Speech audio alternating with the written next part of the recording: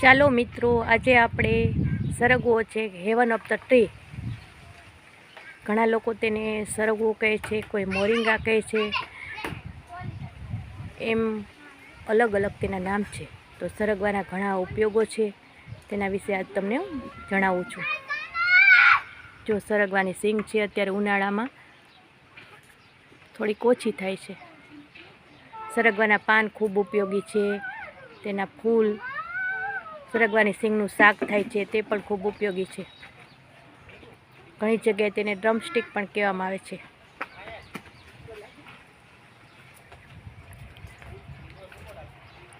તેમાં દૂધ કરતાં 10 થી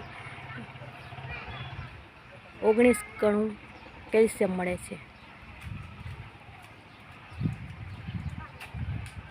દહીં કરતાં 9 ગણું પ્રોટીન, કેળા કરતાં 15 ગણું પોટેશિયમ, એમ ઘણા પ્રકારના ફાયદા તેનાથી થાય છે. અને ઘણા રોગોમાં પણ તે ઉપયોગી છે. તેમાં વિટામિન એ ભરપૂર છે. તે વાળ અને સ્કિન માટે ખૂબ સારું છે. ઘણી જગ્યાએ તેનો પાવડર બનાવીને પણ તેનો ઉપયોગ કરવામાં આવે છે. જુઓ તેના પાન કેવા છે.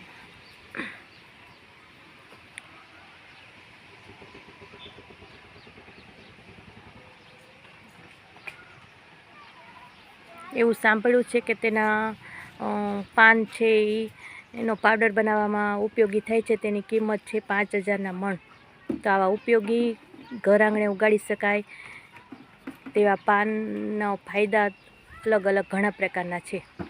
તો ચાલો આપણે મિત્રો ઘરે ઘરે એક સરગવાનું ઝાડ વાવીએ. તેની સિંગો, તેને ઉગાડવામાં કંઈ અઘરું નથી. તેની સિંગ છે એના બી સૂકવી અને તે ચોમાસામાં કે ગમે ત્યારે વાવી દો અને નિયમિત પાણી પાવા માંડો તો પણ તે સરગવાનું મોટું ઝાડ બની જાય છે.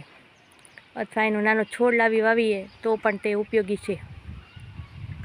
તો આ ડ્રમસ્ટિક સરગવો આપણા જીવનમાં ખૂબ જ ઉપયોગી છે. ચાલો તેને ઘરે ઘરે આપણે એક સરગવો વાવીએ.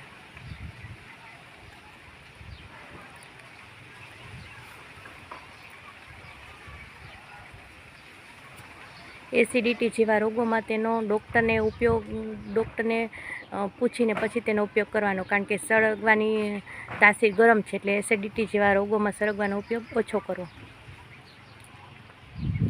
તેના સરગવાના પાન ફૂલનું સૂપ બને છે. તેના પાનના મેથી નાખીને ભજીયા પણ બની શકે છે. સરગવાની પાનની સિંગને બાફી અને તેમાં તીખા અને મીઠું નાખી અને તેનું સૂપ બનાવી પણ તેનો ઉપયોગ કરી શકાય છે. સ્કિન પણ ગ્લો કરે છે. તો આવો ચાલો સરગવો